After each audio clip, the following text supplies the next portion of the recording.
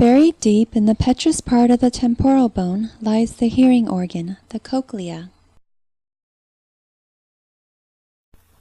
Its central axis is horizontally oriented in relation to the axis of the skull. The shell-shaped part of the internal ear, the cochlea, lies anteromedial to the semicircular canals and vestibule.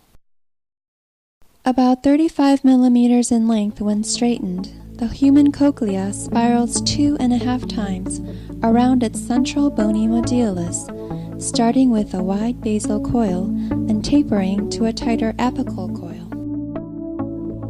A bony shelf called the osseous spiral lamina coils around the modulus like the threads of a corkscrew, projecting outwards towards the outer wall of the cochlea. The bone of the osseous spiral lamina, like that of the modulus, is porous, allowing nerve fibers and blood vessels to travel within. The spiral modular artery and vein travel in the modulus and follow the spiral of the cochlea. Arterioles branch off from the spiral modular artery, forming capillary beds in the osseous spiral lamina. Radiating arterioles extend laterally within the bony partition to form a capillary bed in the lateral wall of the cochlea. Radiating venules, which empty into the spiral modular vein, drain these capillary beds. The cochlea consists of the membranous labyrinth, or scala media, suspended from the osseous spiral lamina within the bony labyrinth. The scala media divides the bony labyrinth into 2 fluid-filled compartments, the apical scala vestibuli and basal scala tympani. The scala media contains the organ of Corti, which is responsible for transmitting sound impulses to fibers of the cochlear nerve. Enclosing its own unique fluid called endolymph, the scala media consists of a roof called Reisner's membrane, a lateral wall, and a floor called the basilar membrane. The basilar membrane supports the sensory structure of the cochlea, the organ of Corti, which consists of sensory cells, support cells, and the gelatinous tectorial membrane. The apical surface of the hair cells and their support cells fit tightly together, forming the reticular lamina.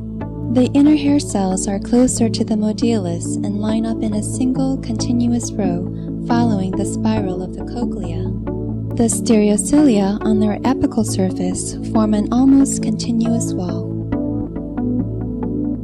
Located further from the modulus, the outer hair cells outnumber the inner hair cells 4 to 1. Their stereocilia are arranged in a V or W formation. Surrounding the hair cells, a variety of cells such as inner and outer pillar cells and phalangeal cells offer structural support. The pillar cells also form the walls of the tunnel of Corti. Inner hair cells receive sensory nerve fibers from the cochlear nerve. Some sensory nerve fibers cross the floor of the tunnel of Corti and contact 6 to 100 outer hair cells, usually in the same row. However, outer hair cells primarily receive motor nerve fibers which cross the tunnel of Corti at mid-level and synapse with the base of an outer hair cell. This arrangement of the components of the organ of Corti changes from the base of the cochlea to the apex. At the base of the cochlea, where higher frequencies of sound are sensed, there are 3 rows of outer hair cells. This increases to 4 or 5 rows at the apex, where lower frequencies are sensed. Cell and stereocilia length also increases at the apex, causing a more severe angle in the apical surface of the organ of Corti. From its interior composition to its outer spiral shape, the design of the cochlea accounts for the ability of the human ear to distinguish between many different frequencies and provides us with the gift of hearing.